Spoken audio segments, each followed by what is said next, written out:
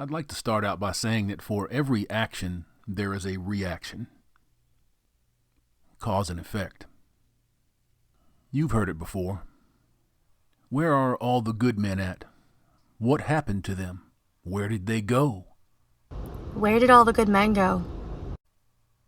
These women all look like deer in the headlights when they ask these silly questions. And of course, there are men out there that don't have a sense of self, that parrot the silly questions. And then they posit them again, one more again.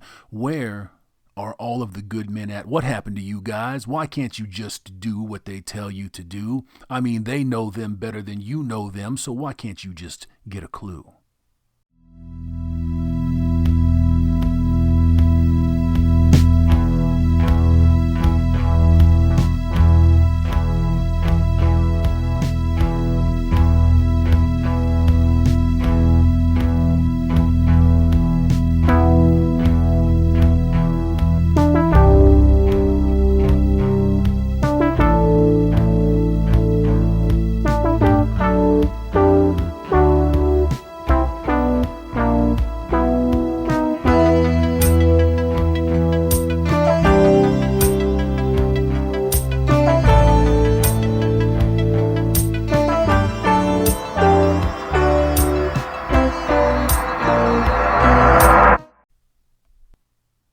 Have you received your knowledge yet?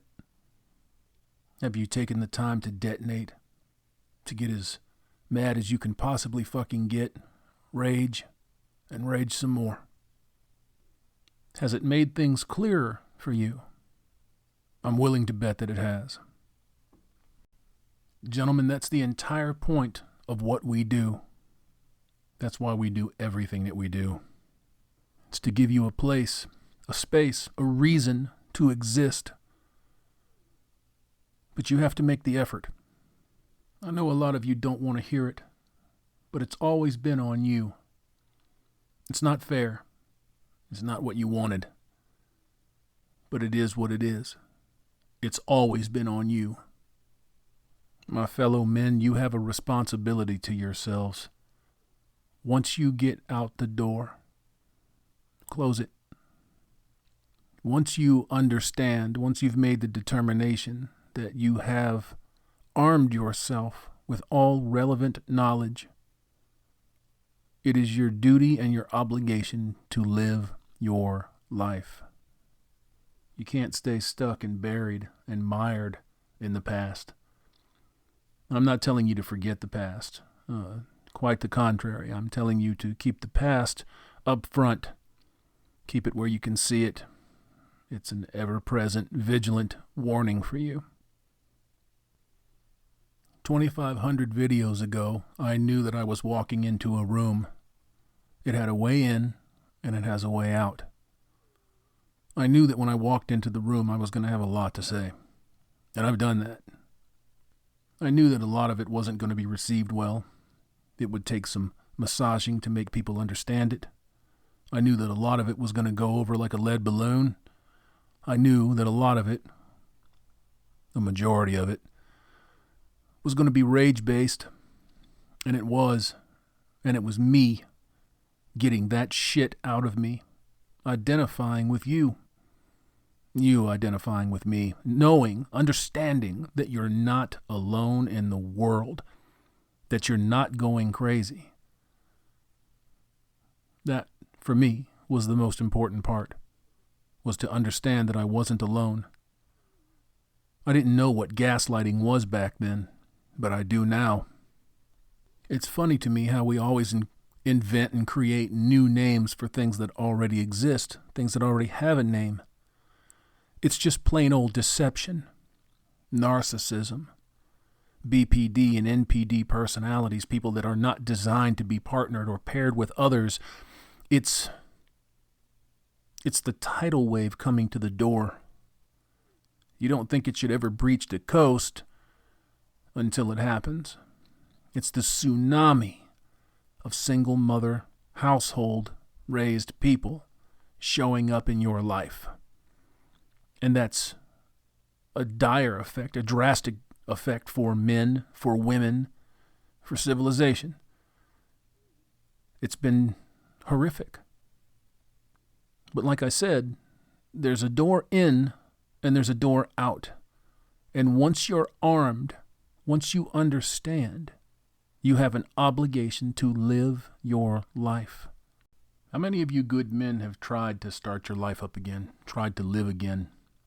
I receive quite a few testimonials of folks that have gotten beyond, passed through their red pill rage. They've gone on and accumulated their wealth. They've done great things. There is a saying, living well is the best revenge. In my personal opinion, I don't think you should be in this for revenge. They say that knowledge isn't painful, absorbing it is. I would tend to agree with that. You may or may not be able to hear it, but there's a light rain out, a little bit of thunder. It's God crying. Absolutely heartbroken, crestfallen at the prospect of his creations harming one another. If you say that you're spiritual but don't believe in God, I would suggest re-examining that. If you say that you're an atheist and not agnostic, I would say that that's right where they want you. If your spirit is broken and you're in a constant state of agitation, I would say that their mission is accomplished. If you feel love, peace, and fulfillment for yourself, I would say you're going in the opposite direction of where the powers that be are pointing you, and good on you. I want you men to remember a couple of things. MGTOW does not have an owner. There is no supreme being. There is no all-powerful. There is no prophet.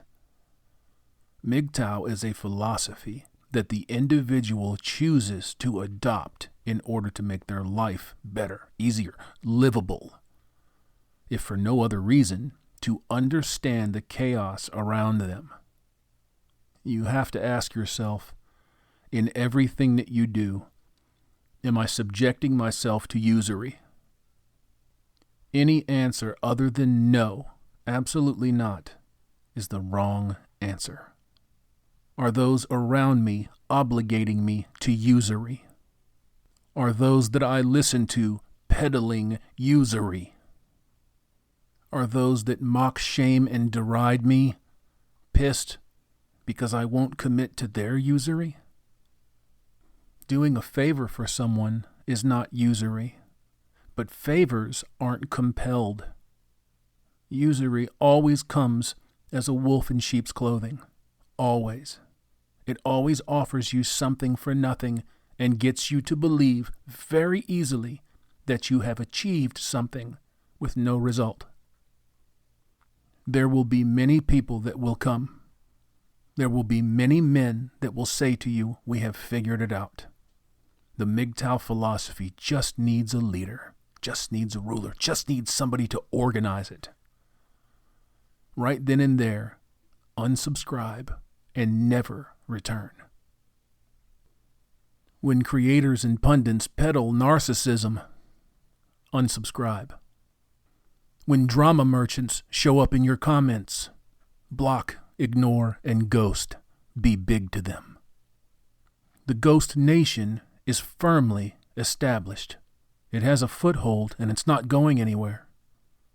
It will be up to you, the individual, the listener. You are the MGTOW sentinel. That's you. Don't sell yourselves short. And don't fall into the trap of believing that sacrifice in the name of is just. It never has been, and it never will be. Every one of you listening right now marches out into the world and you conduct yourself in a certain way. And if that way is to uphold the philosophy, if that way is to shirk and shun usury, users, nasty people, you can do that with a smile and not suffer any ill wills. No repercussions. The example will be set by your actions, and others will observe you. They will pay attention to you. Remember that we don't peddle MGTOW. We don't push the philosophy. The philosophy finds those willing to accept it, willing to change their lives for the better. Always keep that in mind, It has to be at the forefront of everything that you do. Whether you like it or not, some people are not meant to imbibe the red pill. It's dangerous. There aren't many people that make it out the backside of this with all of their morals and ethics intact. When you walk into that room with two doors, one in and one out, you are meant to find your morals, your ethics, your values, and your principles, and you are meant to build the bedrock of your life on those. And they will guide you in everything that you do from that point forward. Never forget that. Oh, and one more thing. Never be ashamed or afraid to take your time and live your life. It's the only one that you've got.